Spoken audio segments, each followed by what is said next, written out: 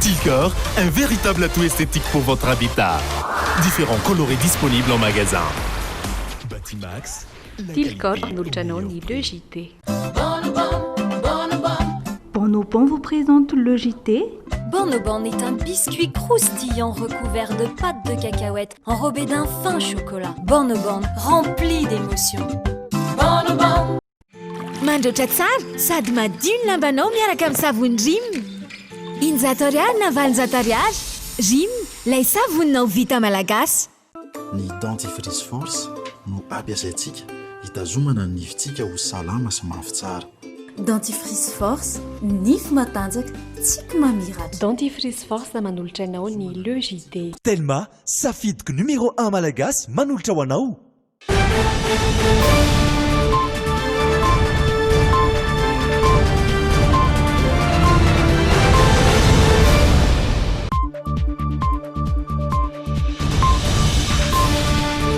Faly mitsidika ny tokantranonao tompoko lasy tompoko vavy amin'izao sabotsy fa 5 ny volana aogositra taona 2024 izao ary dia manasanao hanaraka ny le JT hatramin'ny farany.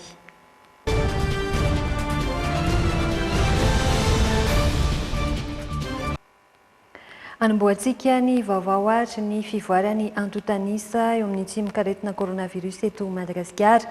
Ny ampy iraika amin'ny valopolo ny tranga vaovao araky ny tatitra izay voaray tamin'ity androany ity nahitana fidinany ny olona izay mitondra ny tsimikaretina coronavirus teto Madagasikara tamin'ity herinandro ity raha jerena ireo antotanisa ny voaka. Niakatra trany anefa etsy andaniny ireo manana fahasarotany eo amin'ny sorotraretina. Ny ampy 5 izy ireo izay lasa 450 raha araky ny fanazavana voaray.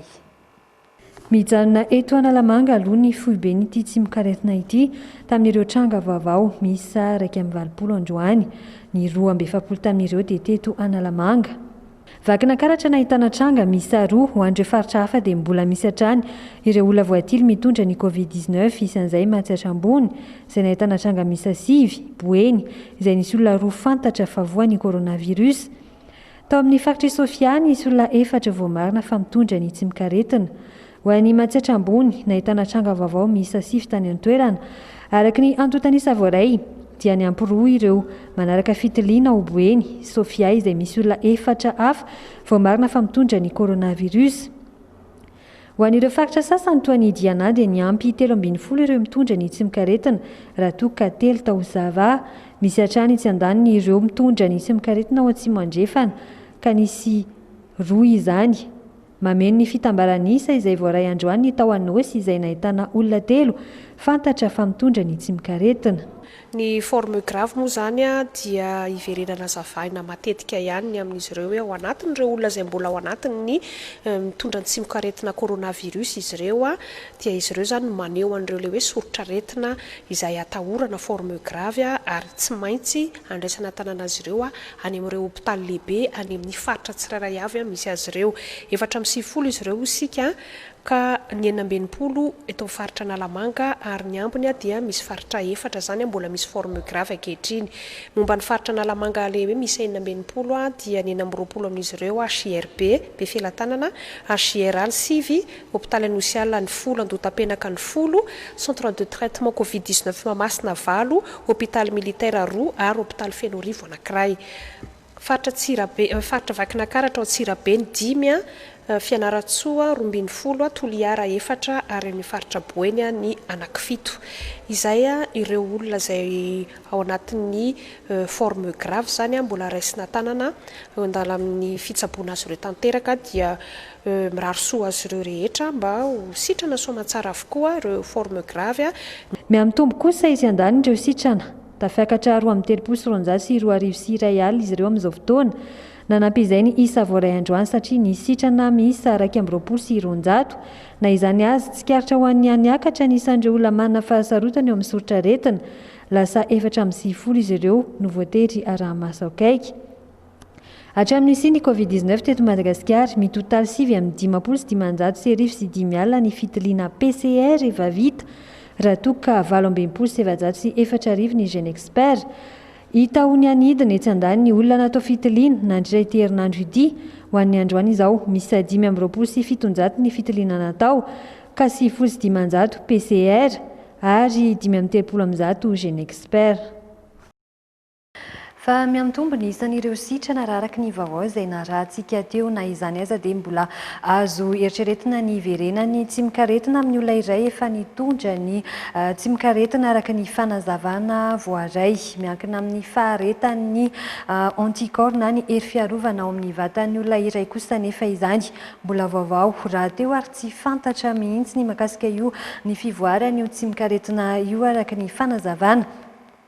Mitondra izay fanazavana makasika ny fivoarany tsy mikaretina izay indrindra ary tia arahanao eo amin'ny sary mianja rakotonorainy ity. Miankina amin'ny toe-batany tsirairay sy ny hery fiarovana ny faharetany tsy mikaretina ao amin'ny olona iray. Amin'ny alalan'ny fitiriana irery ihany no ahafahana mamaritra izany na mbola tsy misy soritra-retina ny olona na efa nisy. Mbola vaovao ary tsy mbola fantatra ny mombamomba ny tsy mikaretina hatreto, tsy mbola nivoaka ihany koa ny vaksiny fanefitra. Azo eritreretina tsara araka izany ny iverenany tsy mikaretina amin'ny olona iray efa narary araka ny fanazavana voaray. Tokony mailo avokoa na ireo efa narary na ireo tsy mbola nandalovany tsy mikaretina raha araka ny fanazavana. Tsy misy afa-tsy ny fanazana ny fepetra rehetra. Isorohana ny mety hiparitahan'ny Covid-19 hatreto no vahaolana. Misy olona anankiray tonga eo aminao dia ataonao test anticorps izy. Dia rehefa mipoitra ny immunoglobuline tsy sitrany ianao. Dia nefa ny coronavirus mety mbola ao anatin'ny vatany mihitsy ny virus ao anatin'izay. Misy karazan-drolo io anticorps dia misy ny atao hoe IgM dia misy ny atao hoe IgG. Ny IgM no mipoitra voalohany, anticorps classe M zany no mipoitra voalohany dia miandra eo amin'ny ataontsika hoe 3 ka hatramin'ny 4 andro eo dia mipoitra ny IgG. Izay amin'ny coronavirus. Izay no ino misy teo hoe ny fikarohana farany hita zany. Ny janona ao anatin'ny vatana zany tsy fantatra hoe firy satria araka ny teneniko teo virus vaovao izy io. Ny laza araka izany ity tale jeneraly ny tolotra ara-pahasalamana ity fa zava-dehibe ny fanaovana fitiliana saingy amin'ny alalan'ny fitaovana azo antoka irery ihany. Maro mantsy ireo manao fitiliana ary mionona amin'izay nefa misy ireo pitsopitsony tsara ho fantarina. Amin'ity coronavirus ity zany rehefa mipoitra ilay aretina dia misy fazy anankiroa izy afaka jerena amin'izay zany. Voalohany tena presque virus fotsiny anatin'ny vatan'ilay olona.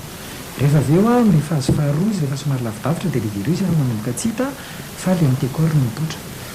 Eo andalam-pamolavolana an'izay zany ny ministère amin'izao fotoana izao hoe ahoana satria mila cadrena ny utilisation an'ilay anticorps ilay sérologie satria efa misy olona maromaro manao ohatr'izany hoe nanao sérologie izy nataiza sérologie mitovy foana teknika fotsiny no hoe ELISA tsy ny roa mety alaina rasiny sisa fa rehefa sérologie dia mitovy ny zavatra jerena anticorps.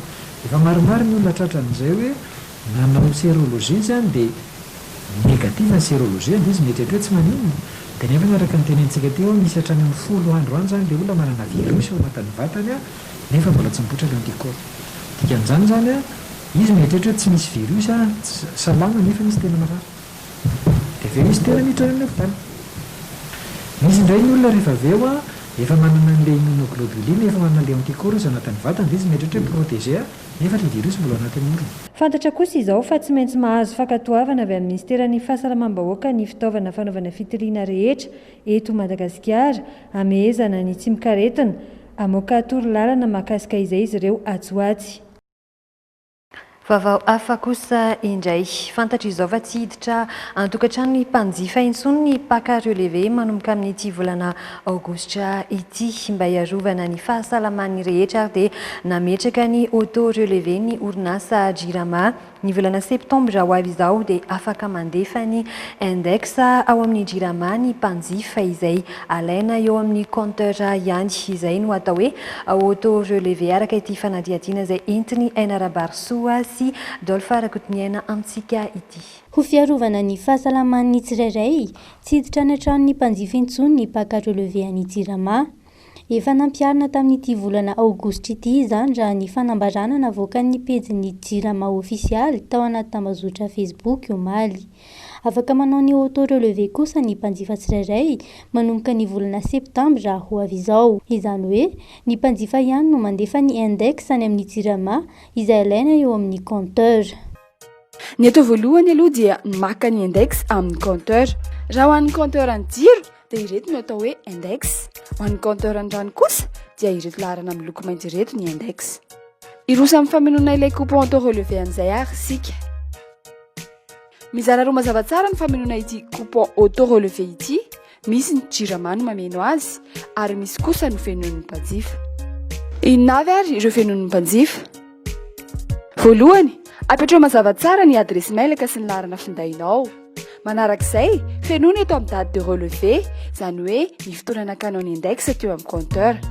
Avy eo, apetraka ny index izay nalainao teo amin'ny compteur na ho an'ny jiro na ho an'ny rano. Ary farany, manao soni eto amin'ity toerana ity ianao. Voalohany, apetrao mazava tsara ny adresy mailaka sy ny laharana findainao. Manarak'izay, fenony eto amin'ny date de relevé, izany hoe ny fotoana nakanao ny index teo amin'ny compteur. Avy eo, apetraka ny index izay nalainao teo amin'ny compteur na ho an'ny jiro na ho an'ny rano. Ary farany, manao soni eto amin'ity toerana ity ianao. Ho hitanao ao anatin'ity coupon auto relevé ity ireo toromarika amin'ny famelona azy.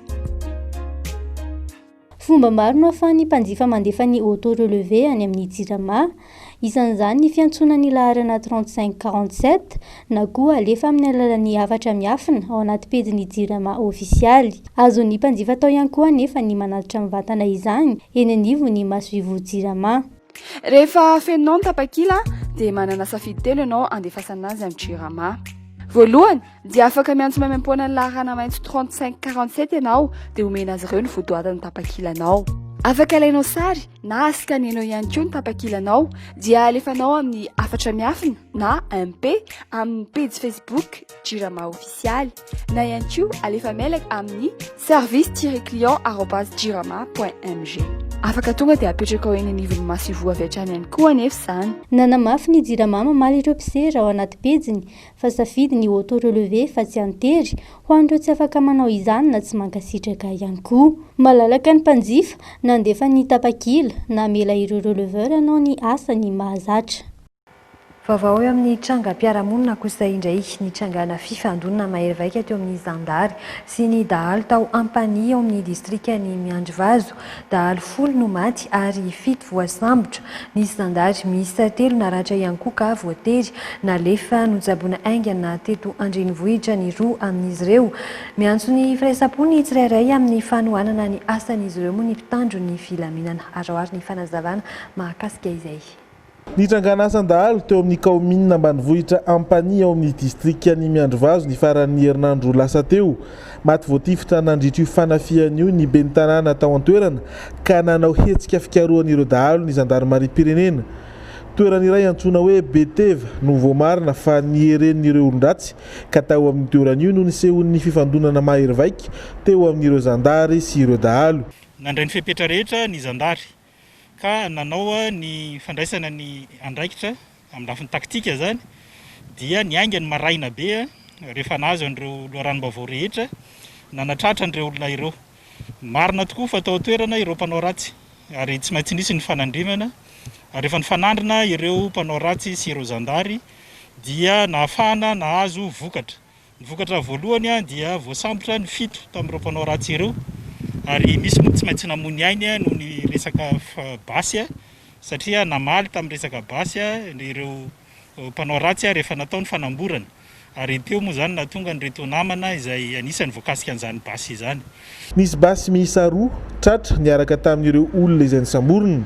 Naratra kosa ny zandary 3 lahy saingy voatery nampiakarina taty Andrenivohitra tamin'ny alalan'ny angidiby izay nomen'ny tafika ny roa tamin'ireo naratra. Manamboninahitra lieutenant iray sy zandary mpianatra raha iray. Tsy misy atahorana ny an'izy ireo ary nandray an-tanana ny fitsaboana azy ny Gendarmerie-pirenena.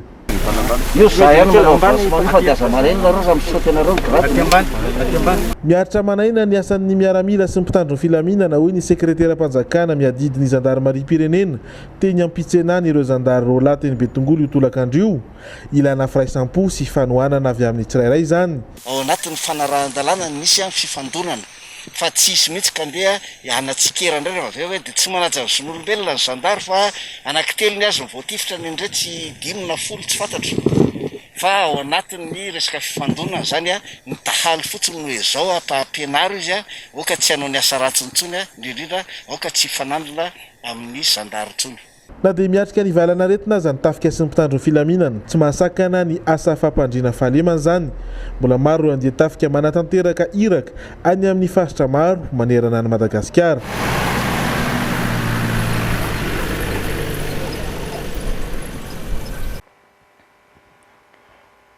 Nisy rarairay manotsana ny ministry ny Atany no navoaka teny amin'ny tambazotra tserasera faktiora iray mampiseho ny fividianany centre de commandement opérationnel fitaovana maromaro tao amina tranombarotra lehibe iray misy ny vadiny filohan'ny CCO sady ministry ny Atany sy tratra antso ny ministry ny Atany izay voakasika araka ny fanazavana afaka manao tolobarom-panjakana amin'ny vatana kosa ary ny CCO amin'izao ameana ara-pahasalamana izao raha araka ny fiarovatena ny mpandrindra akabeny. Niparitaka tao amin'ny tambazotra amin'ny tserasera ny sary mampiseho ny entana novidian'ny centre de commandement opérationnel Covid-19 na ny CCO tao amina tranombarotra lehibe iray. Nahitana fahitalavitra lehibe, caméra fanaraha-maso ary karazana kojakoja elektronika entina nampitaovana toerana maro no tao amin'ny faktura io. Nampia ihany fahitana soniro teo amin'ilay faktura. Ny voalohany sonian'ny taliara-barotra ilay orinasa lehibe Razafy Mahefa Tsanta ary ny faharoa ny sonian'ny ministry ny Atany Tina Razafy Mahefa mpivady ireo olona ireo.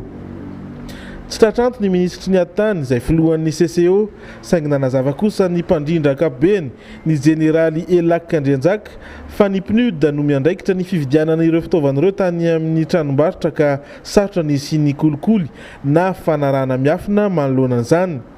Manao fanambarana filana sy mankatoa ary mandray ny entana no andraikitry ny CCO.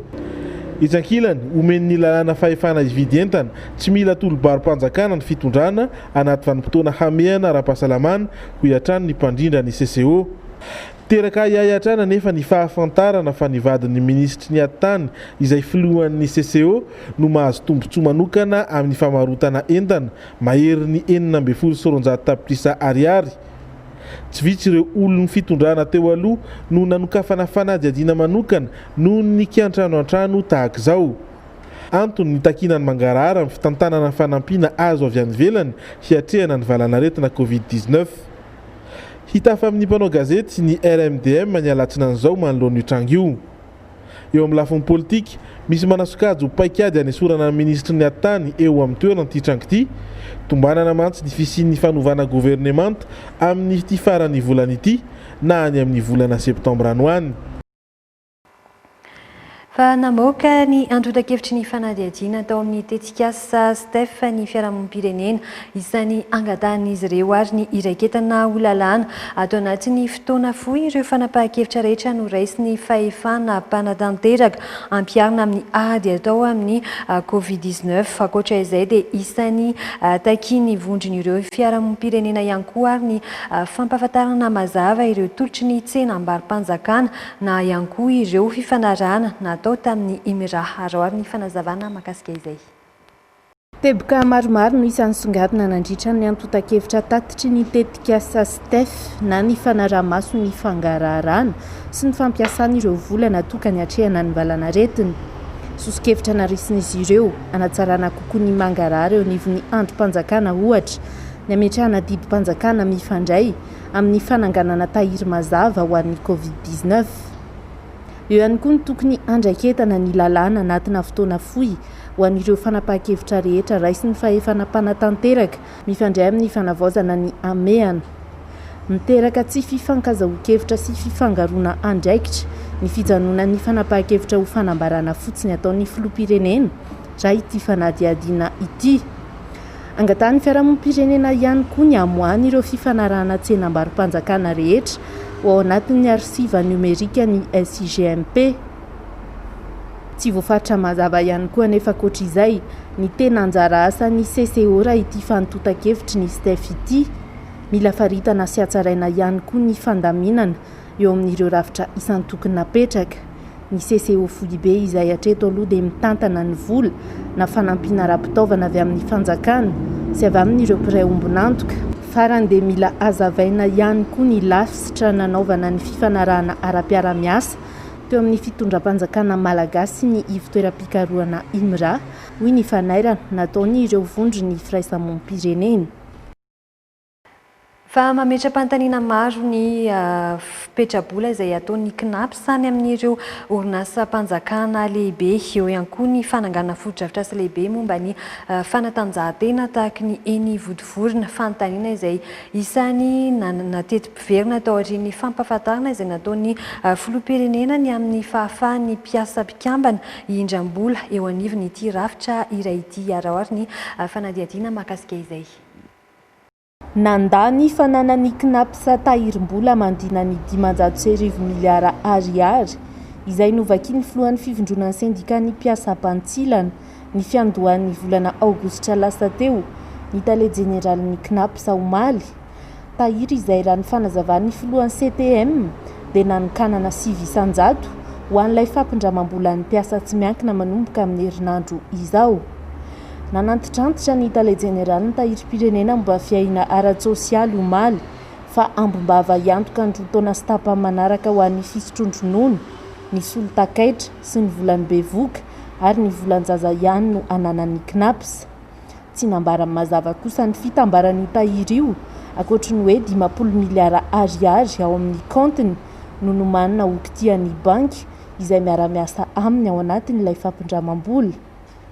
Mampametra-pantaniana ny maro hatramin'ny voan'ny resabe manodidina ity voalaza fa fitsinjovana ny mpiasa tsy miankina ny sedra olana mandritry ny krizy ara-pahasalamana ity ihany koa ny amin'ny tsy fahafahan'ny CNAPS hanome vola tsy averina ho an'ireo lasibatra izany. Misarika ny sain'ny mpanara-baovao ohatra ny petra-bola goavana nanan'ny CNAPS tao anatin'ny kompania mpitaterana malagasy mialohan'ny tsy fahombiazan'ny fiaraha-miasa tamin'ny Aerostral. Eo ihany koa ny fampiasam-bola lehibe nataon'ny tahirim-pirenena teo amin'ny foto-drafitrasa lehibe eny Vodivorona nananganana ny complexe sportif. Tsy nahafa-po loatra raha ny fanampanazavana nataon'ny rakotondray be mariny Omaly izay nilaza fa ikendrena tombotsoan'ny CNAPS ao aorianao no tena foto-kevitra nanangana ny tetika sagoavana io.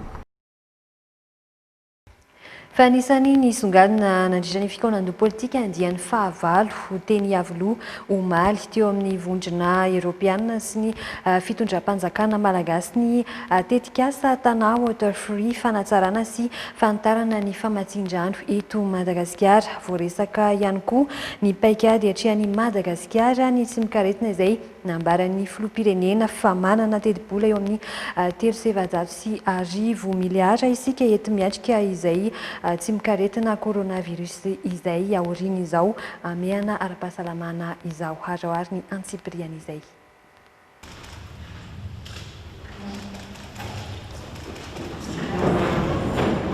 Faindondra raha ny fitondram-panjakana amin'izao fotoana ny tetikasa Tana Waterfree na dia mbola ao anatin'ny tsy mikaretina Covid-19 azy Madagasikara. Tetikasa fanitarana ray hetsy metatra toratelo ny famatsian-drano ny Jirama eto Andrenivohitra. Ponina miisa 2 tapitrisa no heverina hisitraka izany. Isan'ny songadiny io nandritra ny fikaonan-doha politika andian'ny fahavalo teny Avoloha Omaly teo amin'ny vondrona Eoropeana sy ny fitondram-panjakana malagasy, tetikasa izay iarahany rotota manatanteraka. Le projet de Tana Waterfree est donc primordial. Zava-dehibe ny tetikasa Tana Waterfree tiako ambara fa lara-pamehana amin'izao fotoana izao io tetikasa io ka iantsona ny mpiara-minonantoka rehetra anatanteraka ny tetikasa. Ponina nitapitrisa mantso no hisitraka rano amin'ny alalan'ny tetikasa eto Andrenivohitra. La volonté et l'implication de toutes les parties prenantes pour ce projet. Car nous sommes tous conscients que la carence en eau est réelle et la concrétisation du projet Tana Waterfree est urgente et essentielle. Voaresaka tamin'ny fikaonan-doha politika teo amin'ny vondrona Eoropeana sy ny fitondram-panjakana malagasy ihany koa ny mipaikady atrehan'ny Madagasikara ny tsy mikaretina coronavirus izay no amafisin'ny filofa ny Covid organique no antony iray nahatonga ny Madagasikara navoafe ka tsy nanaparitaka ny tsy mikaretina. I Madagasikara raha teo araka ny fanazavan'ny filoha efa manana vola mitetina 320 miliara ariary hiatrehana ao aorian'ny tsy mikaretina.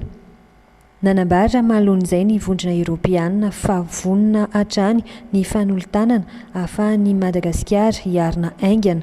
Ny vondrona Eoropeana izay fa nanolotra vola mitetina 390 tapitrisa euro ny fanampiana ny Madagasikara. Notre dialogue se déroule en effet dans un contexte épidémique sans précédent.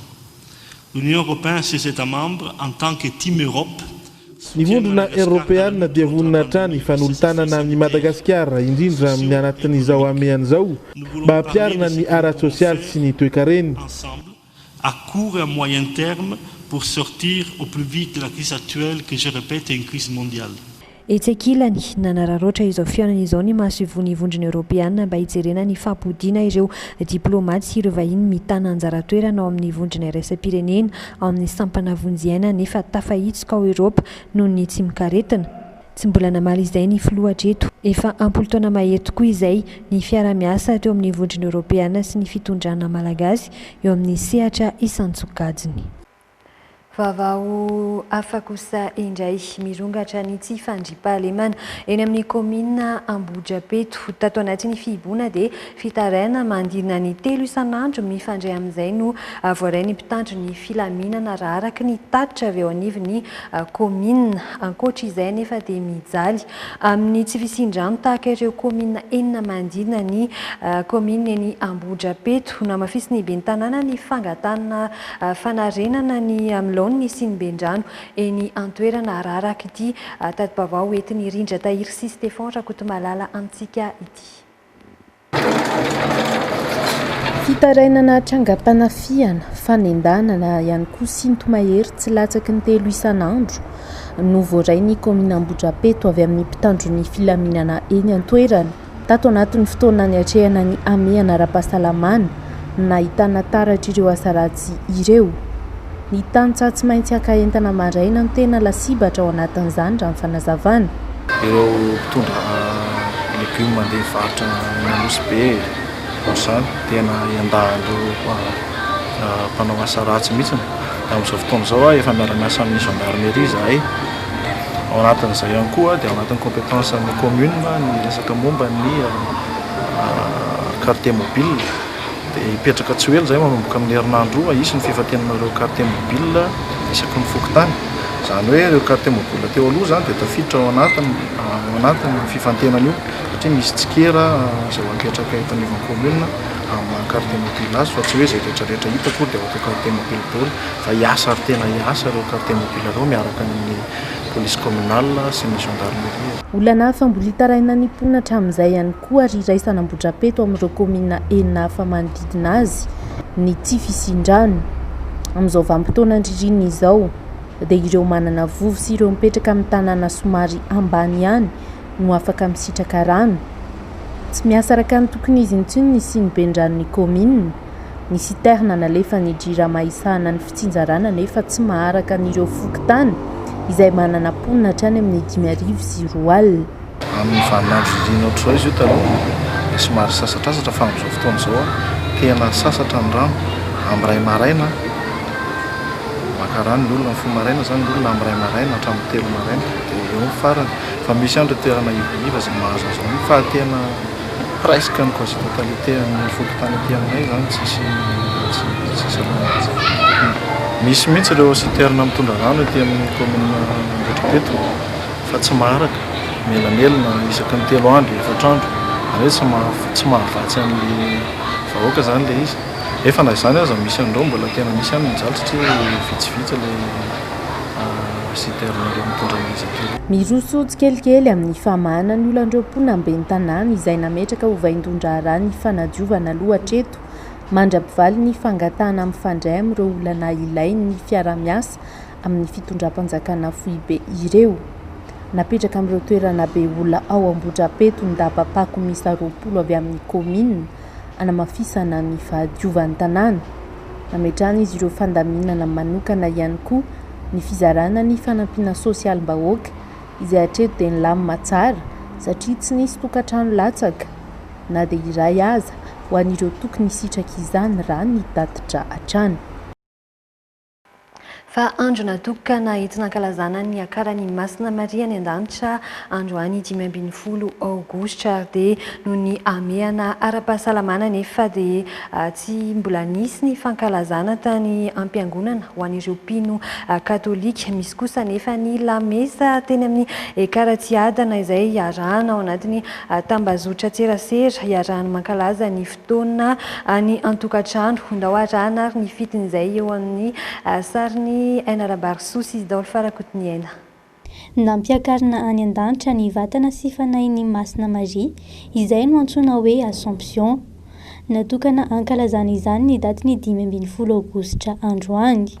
Ho an'ny mpino katolika, ankalazana isan-taona toy ny krismasy sy ny paka mihitsy ny Assomption ary anaovana fety manetriketrika any ampiangonana.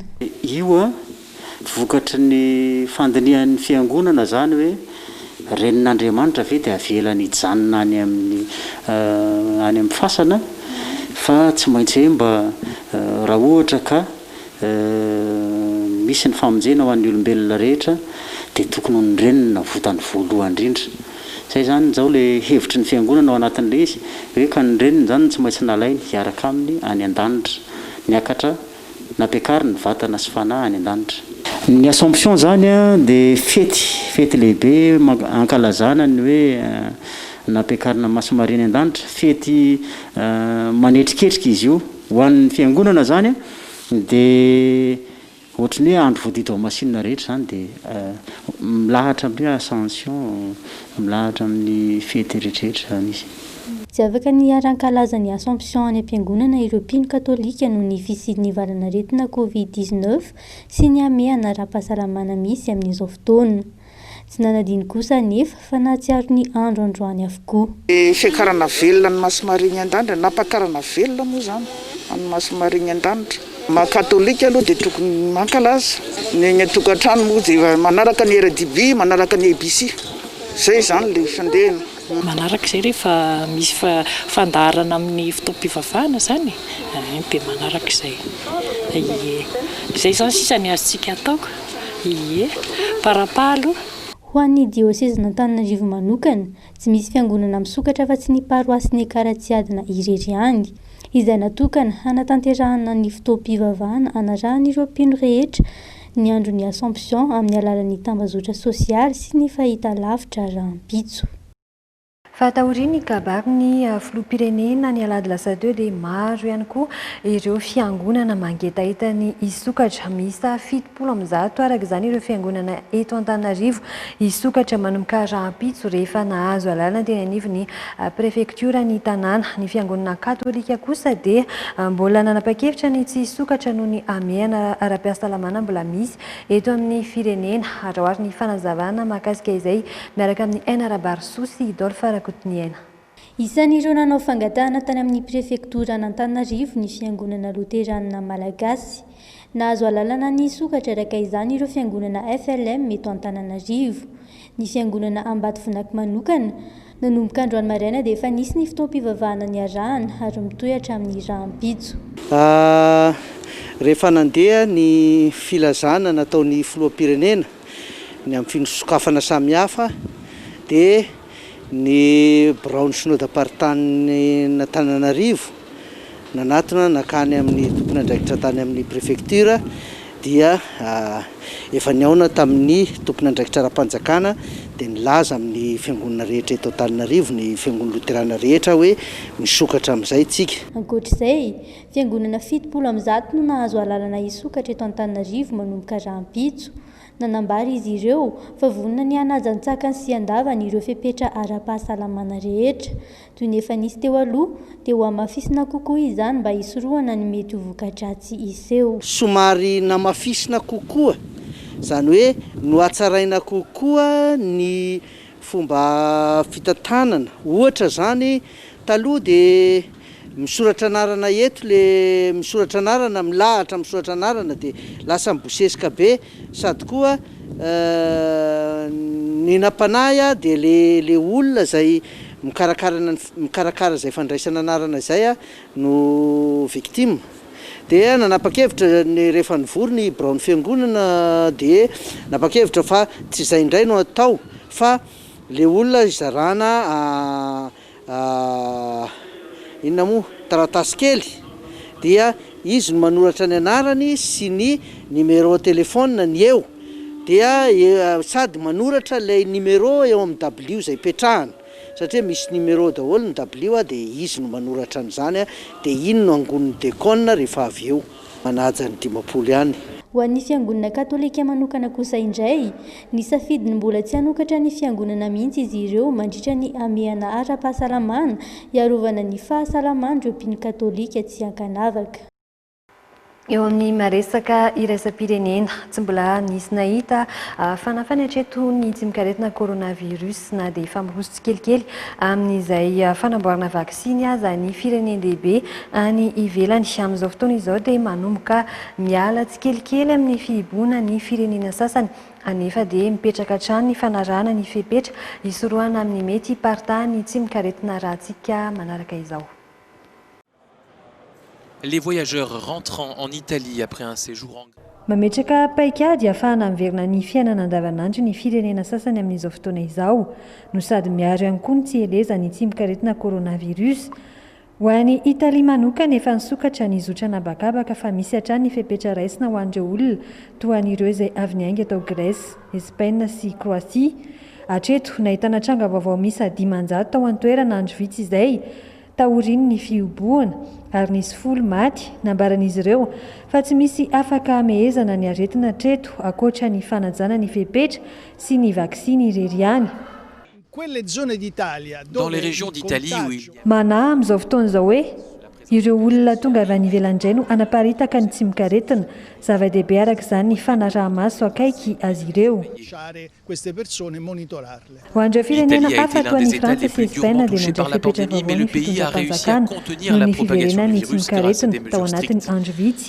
Nitombo ny olona voan'ny Covid-19 tao Frantsa sy Espaina taoriny ny fihiboana. Niverina nanakatona ireo toerana ahina ho mety ampivorivory olona indray araka izany ny tompon'andraikitra.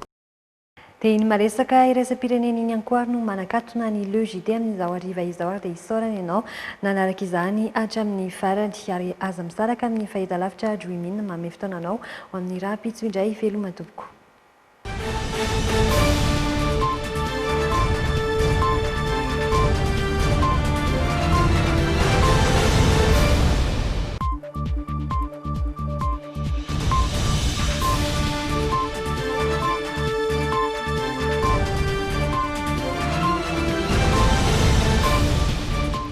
Telma, safidiko numéro 1 malagasy manolotra ho anao.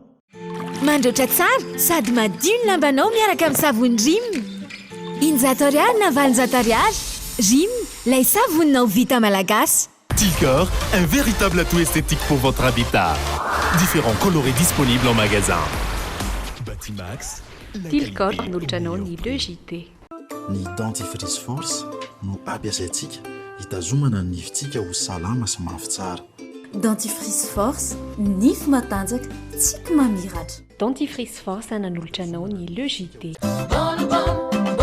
Bonobon vous a présenté LEJD. Bonobon est un biscuit croustillant recouvert de pâte de cacahuète enrobé d'un fin chocolat. Bonobon rempli d'émotions. Bonobon.